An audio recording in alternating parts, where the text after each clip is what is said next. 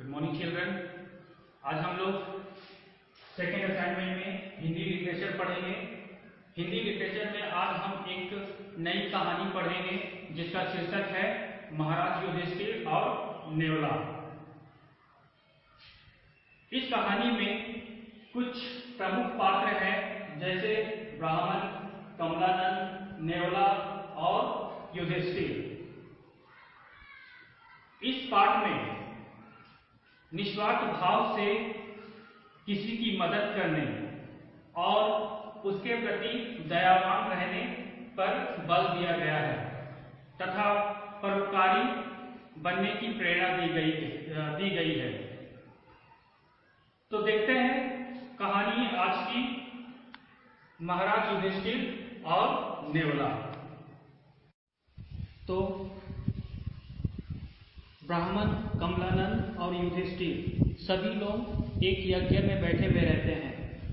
जब वे यज्ञ में बैठे हुए रहते हैं तो उनमें से एक ब्राह्मण एक नेवले को देखकर कहते हैं, अरे उस नेवले को देखो, बड़ा विचित्र नेवला है। विचित्र मतलब अद्भुत नेवला है। ब्राह्मण की बात सुनकर कमलानंद भी कहते हैं, यह तो आधा सोने का है। मैंने अपने जीवन में ऐसा नेवला आज तक नहीं देखा।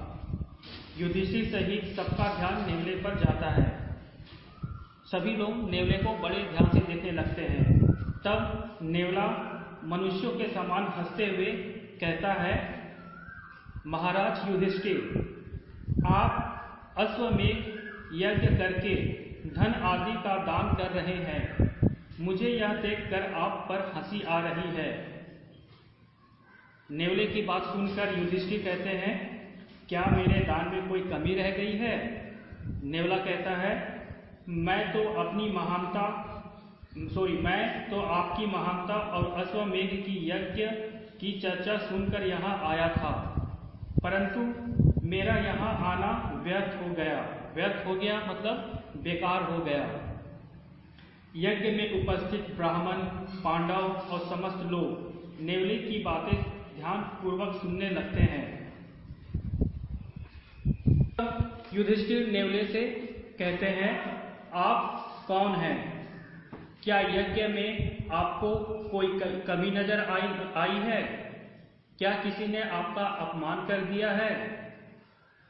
तो नेवला कहते हैं, हे धर्मराज युधिष्ठिर, मैं साधारण नेवला हूँ। आप मेरा शरीर देख रहे हैं, यह आधा सोने का हो गया है। मैं यहाँ इसलिए आया था कि आपके पुण्य से शायद मेरा पूरा शरीर सोने का बन जाएगा, पर ऐसा हुआ नहीं।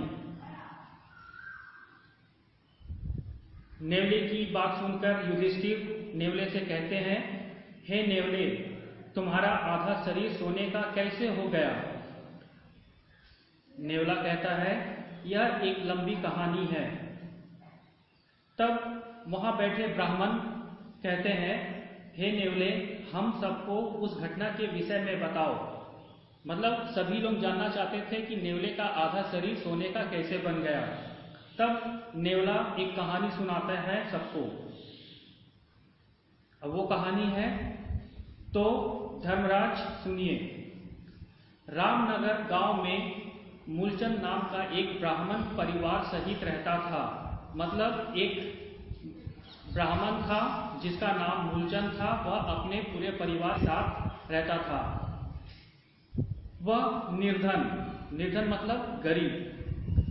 वह निर्धन ब्राह्मण गांव में घर घर जाकर अन्न मांग कर लाता था।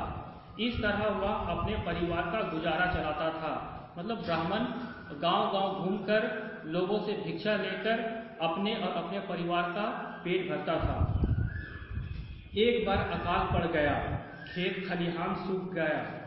अकाल मतलब सूखा पड़ गया। इस तरह ब्राह्मण परिवार को 8 दिनों तक खाने को कुछ नहीं मिला। ब्राह्मण पर दया करके एक किसान ने उसे 1 किलो गेहूं दे दिया। ब्राह्मणी ने उसे पीसा। उनका भोजन अभी तैयार ही हुआ था कि उनके दरवाजे पर भूख से व्याकुल एक निर्धन आ गया। मतलब जैसे ही ब्राह्मण खाने के लिए बैठते हैं, ठीक उसी समय एक निर्धन व्यक्ति उनके दरवाजे पर आकर खड़ा हो जाता है। उसकी दीन दशा देखकर मूलचंद ने उसे भोजन करा दिया।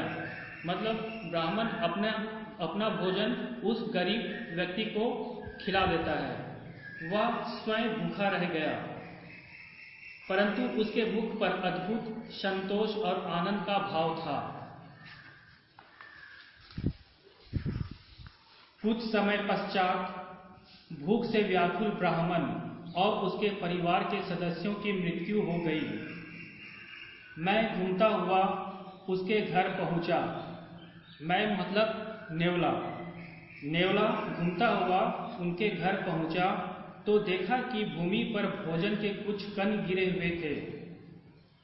जैसे ही मैंने उस भोजन का स्पर्श किया तो मेरा शरीर आधा सोने का हो गया। उस ब्राह्मण परिवार की दीनशीलता सुहृदशीलता का पुण्य मानो जैसे मुझे मिल गया हो। हे युधिष्ठिर, मूलचंद ब्राह्मण, उसकी पत्नी और उसके पुत्र तथा पुत्रवधू मतलब पुत्र की पत्नी ने भूखे निर्धन को भोजन करा के जो पुण्य का कार्य किया, उसकी बराबरी तो आपका यह अश्वमेघ यज्ञ नहीं कर सका। नेवले की इस कहानी को सुनकर युधिष्ठिर काफी चिंतित हो जाते हैं और चिंतित अवस्था में कहते हैं, मैं अश्वमेघ यज्ञ करके स्वयं को महान समझ रहा था, किंतु नेवले, तुमने तो मेरे अहंकार को चूर चूर कर दिया। युधिष्ठिर की बात सुनकर वो ब्राह्मण कहते हैं, महाराज युधिष्ठिर, किसी भूखे को भोजन कराना इसलिए यज्ञ के समान कहा जाता है।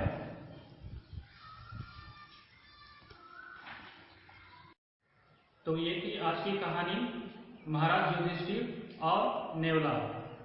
अब इस पाठ में मैंने कुछ कठिन शब्दों को सर्कल किया हुआ था, उसे आप लोगों को अच्छे से याद करना है और उसे बिना देखे लिखने की कोशिश करनी है। आज के पाठ में इतना ही। Thank you.